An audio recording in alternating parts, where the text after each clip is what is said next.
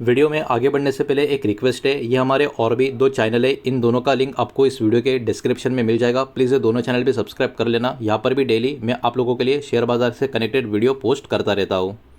तो चलिए आगे बढ़ते हैं इस वीडियो के टॉपिक के ऊपर। इसके पहले भी कुछ वीडियो मैं पब्लिश कर चुका हूँ, वो वीडियोस अगर नहीं देखे तो आप चाहे तो हमारे चैनल के वीडियो सेक्शन में जाकर उन वीडियोस को देख सकते हो।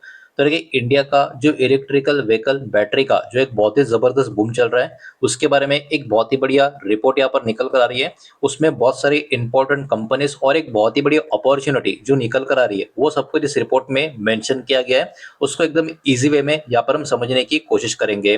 तो इंडिया का ईवी का बैटरी का जो सेक्टर है वो इतना फास्ट तरीके से क्यों ग्रो हो रहा है, इसके पीछे का सबसे पहला रीजन जो यहाँ पर मेंशन किया उसको समझ लेते हैं। तो देखिए, इंडिया अभी के टाइम चाहता है जो हमारा डिपेंडेंस है इंपोर्ट के ऊपर, कौन सा इंपोर्ट, जो बैटरी का मटेरियल होता है उसका इंपोर्ट, वो कहीं ना कहीं हम रिड्यूस करें और हमारा डोमेस्टिक ईवी बैटरी इकोसिस्टम और मजबूत करें, उसको और यहाँ से आगे बनाने का काम करें। तो अभी के टाइम इंडिया का यही सबसे बड़ा फोकस आपको नजर आएगा। ईवी बैटरी का डिमांड हमारे कंट्री में एक्सपेक्ट किया जा रहा है कि ग्रो होगा। 2025 में ये था 25 गीगावाट आज के आसपास का, और नियरली 2032 तक ये 200 गीगावाट आज तक पहुंचता हुआ नजर आएगा। इस टाइप का डिमांड, इस टाइप का ग्रोथ, इस टाइप की अपॉर्चुनिटी इस इंडस्ट्री में यहाँ पे अभी के टाइम निकल कर आ रही है। अब देखिए यहाँ पर हो रहा क्या है, इलेक्ट्रिक व्हीकल का जो एडॉप्शन है काफी तेज तरीके से हो रहा है, वही इसी ग्रोथ को अभी के टाइम ड्राइव करता हुआ आपको नजर आएगा। फाइनेंशियल ईयर 2025 और 26 की अगर हम बात करें, ईवीज ने 8.5% का टोटल व्हीकल का रजिस्ट्रेशन हमको देखने को मिला है, जो more than 2.5 million EV unit अभी के टाइम पे इंडिया में सोल्ड होते हुए आपको देखने को मिलेंगे। तो कहीं ना कहीं यहाँ पर एक बात एकदम क्लियर है, धीरे धीरे हमारे कंट्री में ईवी का एडॉप्शन कॉमन पीपल में बढ़ता हुआ नजर आ रहा है। गवर्नमेंट का सपोर्ट भी यहाँ पर आपको नजर आएगा पीएलएस स्कीम के द्वारा। उसके साथ साथ ऑटो सेक्टर को बहुत सारे इंसेंटिव्स भी पिछले कुछ समय में गवर्नमेंट के द्वारा दिए गए।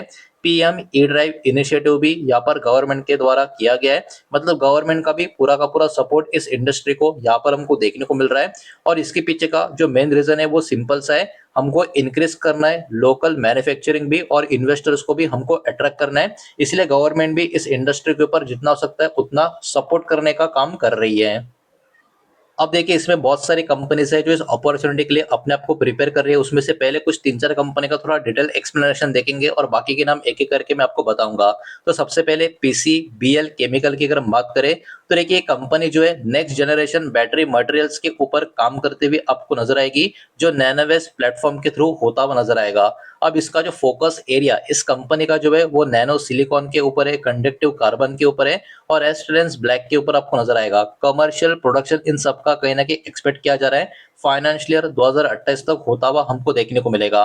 तो कहीं ना कहीं अगर हम बात करें पीसीबीएल केमिकल, ये अपने आप में काफी इंपॉर्टेंट फैक्टर इस इंडस्ट्री का अभी के टाइम पे आपको देखने को मिलेगा। उस पे ऊपर काम करता हुआ कंपनी नजर आ रहा है। फाइनेंशियल ईयर 2026 की बात करें, यहाँ पर अभी भी कंपनी के सामने चैलेंजेस है, बिकॉज यहाँ पर जो प्रेशर है रेवेन्यू और प्रॉफिट के ऊपर भी आपको देखने को मिलेगा। कंपनी काफी हेवी तरीके से इन्वेस्ट कर रही है हाई मार्जिन बैटरी मटेरियल के बिजनेस में। तो किस तरह से कंपनी इसको आगे लेकर जाती है सही तरीके से, ये कहीं ना कहीं यहाँ पर देखने वाली बात होगी।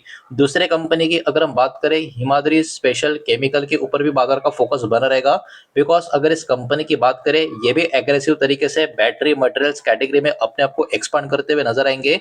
और इतना ही नहीं, इन्होंने स्टार्ट भी कर दिया है जो एनोड मटेरियल फैसिलिटी है उसको, और वर्ल्ड का पहला commercial scale LFP cathode active material plant outside China इसी कंपनी की तरफ से बिल्ड होता हुआ आपको देखने को मिलेगा। तो इस कंपनी का कंट्रीब्यूशन भी ईवी कैटेगरी में काफी बड़ा यहाँ पर हमको देखने को मिल रहा है। और लॉन्ग टर्म का इनका टारगेट भी 2 lakh metric per annum capacity का यहाँ पर हमको देखने को मिल रहा है। तो ये भी अपने आप में एक पर्टिकुलर इंडिकेशन भी देखने को मिलता है कि कंपनी अपने आप को पूरी तरीके से इस इंडस्ट्री का जो अपॉर्चुनिटी है उसको ग्रैब करने का अटेम्प्ट कर रही है।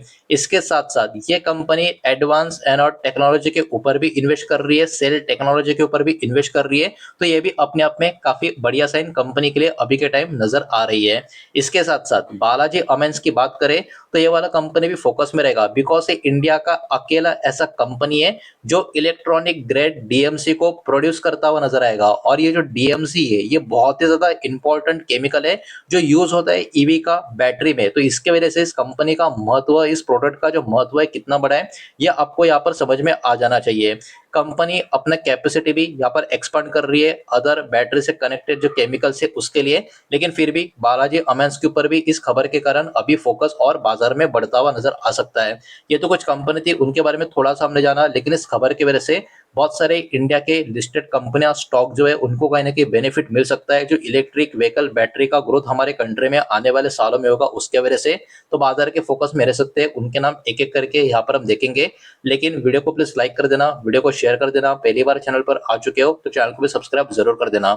और जो भी नाम, कंपनी के नाम, स्टॉक के नाम यहाँ पर मैं आपको बताने वाला हूँ ये किसी भी तरीके का बाय सेल का रिकमेंडेशन नहीं है, इन्वेस्टमेंट का एडवाइस नहीं है, ये बात भी यहाँ पर आप ध्यान में रखें।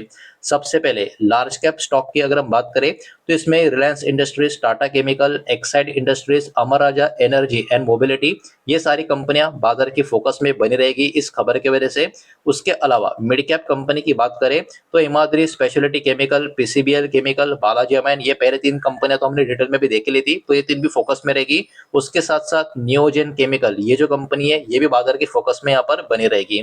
उसके बाद स्मॉल कैप कंपनी की अगर हम बात करें तो इसमें Eveready industries India, high energy batteries और पैनासोनिक एनर्जी इंडिया, ये वाली कंपनियां भी बाजार में कहीं ना कहीं फोकस में बनी रहेगी।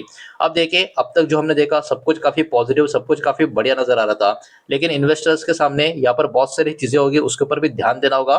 बिकॉज देखिए अभी के टाइम ईवी से कनेक्टेड जो कंपनियां हैं उनका वैल्यूएशन बहुत ज्यादा हमको देखने को मिल रहा है। टेक्नोलॉजी का और स्केलिंग का खतरा भी इस इंडस्ट्री में थोड़ा बहुत बना हुआ है। हेवी कैपिटल इन्वेस्टमेंट का रिक्वायरमेंट इस इंडस्ट्री में आगे आने वाले समय में और भी लगेगा। तो इससे कंपनी किसे डील करती है, कैसे एडजस्टमेंट करती है, ये भी देखने वाली बात होगी। डिपेंडेंस जो है इंपोर्ट करने का लिथियम और कोबाल्ट, इससे हम किस तरीके से रिडक्शन कर पाते हैं या नहीं कर पाते, या और भी ज्यादा डिपेंड हो जाते हैं इंपोर्ट के ऊपर, ये भी कहीं ना कहीं इंपॉर्टेंट फैक्टर होगा। और ग्लोबल कंपटीशन चाइना और बाकी की कंट्रीज की तरफ से जो देखने को मिल रहा है उससे हम सर्वाइव कैसे करते हैं उस कंपटीशन में, ये भी कहीं ना कहीं देखने वाली बात होगी।